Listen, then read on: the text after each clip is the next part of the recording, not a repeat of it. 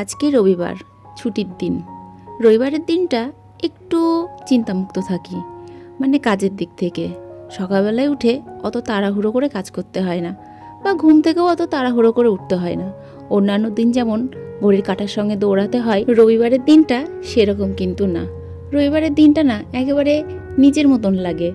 কেমন যেন নিজের মতন ঘুম থেকে উঠি, নিজের মতন কাজ করি, আবার নিজের মতন খাওয়া দাওয়া যখন খুশি করলেই হলো। তাড়াহুড়ো করার কোনো কিছুই নেই। তো যাই হোক, সকাল তখন 8টা বাজে। রবিবারের দিনটা একটু দেরি করে ঘুম থেকে উঠি। তো 8টার সময় ঘুম থেকে উঠে বাড়ির যা কাজ ছিল সব কাজ কাম করে স্নান করে গেলাম ঠাকুর ঘরে। একটু টাইম নিয়ে পুজো দিলাম। অন্যান্য দিন একটু তাড়াহুড়ো করে পুজো দিতে হয়। তো পুজো দিয়ে চলে এলাম এই যে সোজা রান্নাঘরে। তো চা করলাম, সঙ্গে একটু মুড়ি মাখালাম। জানো তো, রবিবারের দিনটা সকালবেলাতে না আমাদের এরকমই খাবার দাবার হয়। মানে কি বলবো, রবিবারের দিনটা একটু দেরি করে ঘুম থেকে উঠি, তো তাই সকালবেলায় কোনো দিন হয়তো খাবার করার সময় পাই, কোনো দিন হয়তো পাই না। যেমন ধরো অন্যান্য দিন ভাত হয়, কিংবা রুটি পরোটা কোনো কিছু হয়, যেহেতু ছেলে খেয়ে স্কুলে যায়, আমিও খেয়ে বেরোই। তো রবিবারের দিন যেহেতু বাড়ির বাইরে আমরা কেউ যায় না, সেই কারণে একটু ঘুম থেকে উঠতেও দেরি হয়, কাজ করতেও দেরি। তো সেই কারণে রবিবারের দিন সকালবেলায় আমাদের বেশিরভাগ মুড়িটাই খাওয়া হয়। আর এই যে তোমাদের দাদাবাবু, ও তো সকালবেলায় কিছু খেতে চায় না, ও একটু চা মুড়ি বা একটু শসা পেলেই খুশি। তো সেই কারণে আজকে এক গামলা মুড়ি মাখিয়ে সঙ্গে শসা, চা আর দুটো মিষ্টি নিয়ে বসেছি। মিষ্টি একটা ছেলে খেলো আর একটা ছেলের বাবা খেলো। আমি যেহেতু কালকে রাতেরবেলায় খেয়েছি, তো সেই কারণে সকালে আর খেলাম না। তো খাওয়া দাওয়া করে তোমাদের দাদাবাবু গিয়েছিলো বাজারে, বাজার থেকে বাজার করে নিয়ে এসছে। তো এনেছে দেখো চিংড়ি মাছ। আর এই যে এই প্যাকেটটাতে আছে তোমার চিকেনটা অনেকটাই এনেছে। এখন ভাবছি কি রান্না করব। কারণ আমাদের বাড়িতে না এক একজন এক এক রকমভাবে খাবার খেতে পছন্দ করে। কেউ বলবে চিকেনটা একটু কষা করে করবে, কেউ হয়তো বলবে একটু ঝোল ঝোল করে আলু দিয়ে রান্না করবে, বা কেউ বলবে মা চিনি দিবা না, কিন্তু আমার চিনি খেতে একদম ভালো লাগে না চিকেনে। কেউ আবার বলবে যে একটু ঝাল ঝাল হয়েছে, যদি একটু মিষ্টি দিয়ে একটু মিষ্টি মিষ্টি করে করতা তাহলে ভালো হতো। মানে এক একজনের এক এক রকমের মুখের স্বাদ। তো দেখো অনেক কিছুই বাজার করে নিয়ে এসেছে। এখানে আছে ডুমুর, শসা, লাউ, তারপরে তোমার হচ্ছে ঝিঙে, আম, আর এদিকে হচ্ছে নিয়ে এসছে মিষ্টি কুমড়োর ডগা।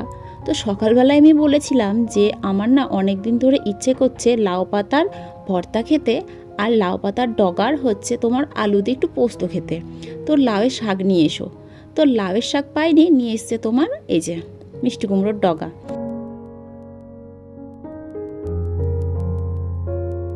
আমাদের বাড়িতে এই যে শাক পাতা বা পাঁচ তরকারি বা সব রকম সবজিতে একটু ঘ্যাটঘুট টাইপের তরকারি পাতি, এগুলো বেশিরভাগ রবিবারের দিনই হয়।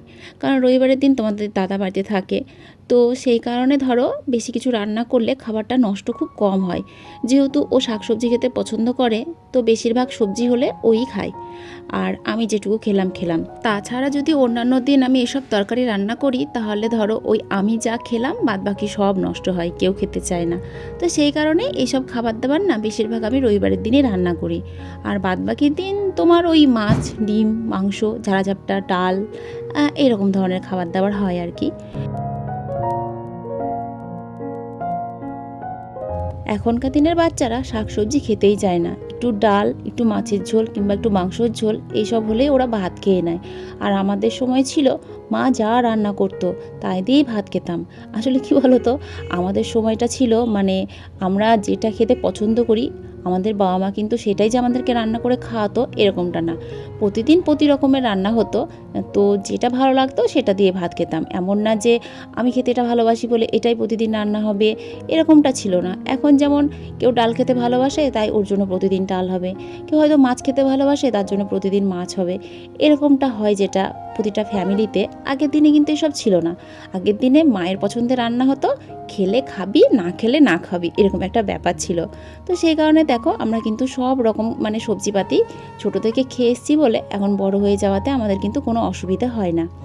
যাই হোক, তোমার কুমড়োর ডগাগুলো কেটে একটু লবণ দিয়ে ভাপাতে দিলাম। আর এদিকে থোরটাকে একটু জিরি করে কেটে নিয়ে জল দিয়ে ধুয়ে একটু লবণ দিয়ে মুচিয়ে রাখছি। তাহলে কি বলো তো, থোরটা না একটু নরম হয়ে যাবে। তারপরে চলে গেলাম কলপারে এই যে মাংসটা আর হচ্ছে মাছটা ধুতে। ঘরের মধ্যে তো মাছ মাংস ধোয়া যায় না, গন্ধ করে। তো সেই কারণে কলপাড়ে এলাম ধুতে। তো মাছগুলো হচ্ছে রান্নাঘরে বসে বসেই ছাড়িয়েছি খোসাগুলো, তাই ধুতে এলাম কলপাড়ে। মাছটা ধুবো আর হচ্ছে মাংসটা ধুবো। জানো তো, রবিবারের দিনটা অনেকে বলে ছুটির দিন, কিন্তু আমার কাছে রবিবারের দিনটাই হয় কাজের দিন। রবিবারের দিনটা না, মানে কি বলবো, আমি একটু বসার টাইম পাই না সকাল থেকে। মানে সকাল থেকে শুরু করে আমার রাত পর্যন্ত যেন কাজের পর কাজ লেগেই থাকে। আজকের দিনটা সব কিছু যেন আমার বেশি বেশি থাকে।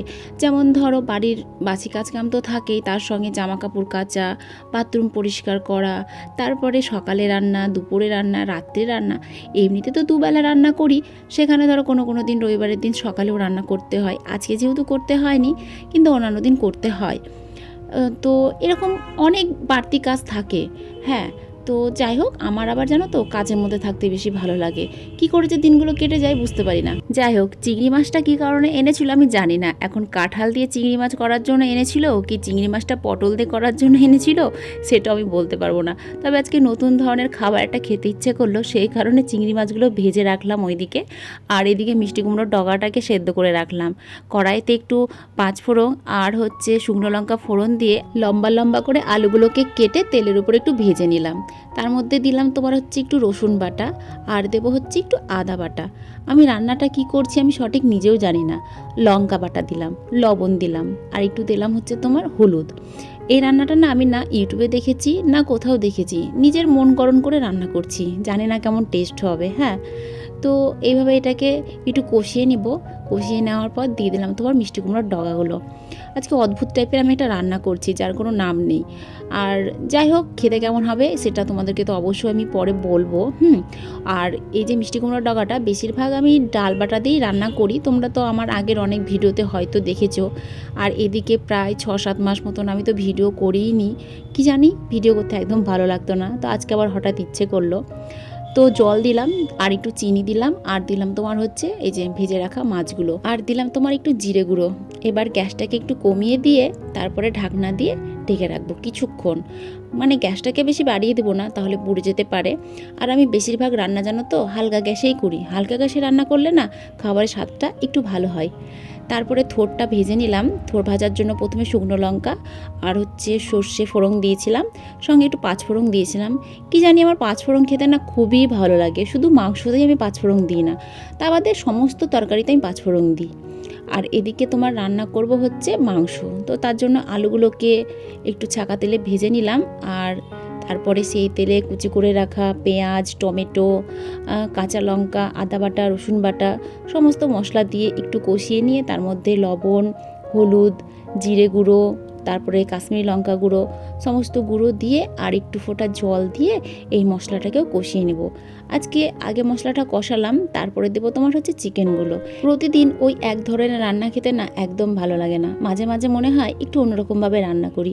অন্যান্য দিন তোমার পেঁয়াজগুলোকে একটু ভেজে তারপরে মাংসটা দিয়ে মাংসটাকে একটু ভেজে তারপরে মশলা দিই, মশলা দিয়ে মশলাটাকে কষিয়ে নিয়ে জল দিয়ে সেদ্ধ করে মাংসটা নামিয়ে নিই।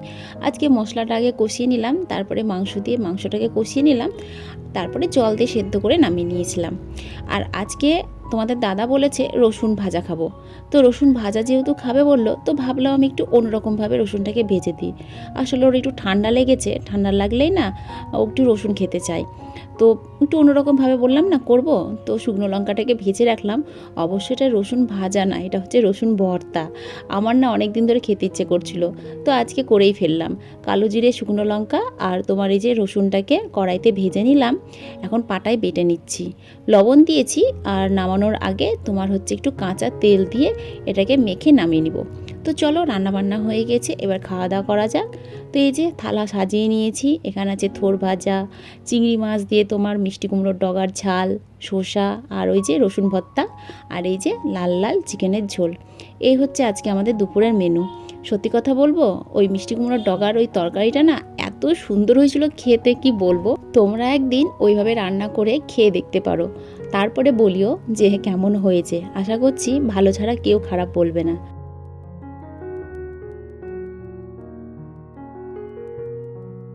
দুপুরবেলায় খাওয়া দাওয়া করে একটু শুয়েছিলাম, তারপরে ঘুম থেকে উঠে আবার বাড়ির যা কাজ থাকে, ঘর ঝাড় দেওয়া, জামা কাপড় তুলে এনে গোছানো, সন্ধ্যা দেওয়া, সব কিছু করে চলে এলাম আবার রান্নাঘরে। তারপরে আবার করলাম চা। সকালে খেয়েছি একবার দুধ চা, আর এখন খাবো তোমার হচ্ছে লাল চা। সঙ্গীতা নেই বাড়িতে, তাই সঙ্গীতার জন্য চা করে নিই। আছি আমরা 3 জন, তাই 3 জনের জন্য 3 কাপ চা করে নিয়েছি। তো আমাদের এখানে জানো তো এখনও একটু ঠান্ডা লাগে, তো সেই কারণে ব্ল্যাঙ্কেটটা তুলিনি। আর অবশ্য ভিডিওটা অনেক দিন আগেকার, তখন ব্ল্যাঙ্কেট ব্যবহার করতাম, অবশ্য এখন আর করি না। তো ব্ল্যাঙ্কেটটা একটু উলুঝুলু হয়েছিল, সেই কারণে গুছিয়ে নিলাম। আর আমরা এখন যাব তোমার হচ্ছে কীর্তন শুনতে, যেহেতু আমাদের এখানে কীর্তন হচ্ছে। তো চাটা খেয়ে তারপরে কীর্তনতলায় যাব। আশা করছি রাত্রের খাওয়া দাওয়াটা ওখানেই খেয়ে আসব, কারণ রাত্রে ওখানে প্রসাদ খাওয়াবে। আর তোমাদের দাদা কালকে সকালে চলে যাবে, ও হয়তো খেতে পাবে না, সেই কারণে সবাই মিলে আজকে ওখান থেকে খেয়ে আসব। তাহলে চলো টাটা, আজকের ভিডিও এখানেই রাখছি, সবাই ভালো থেকো।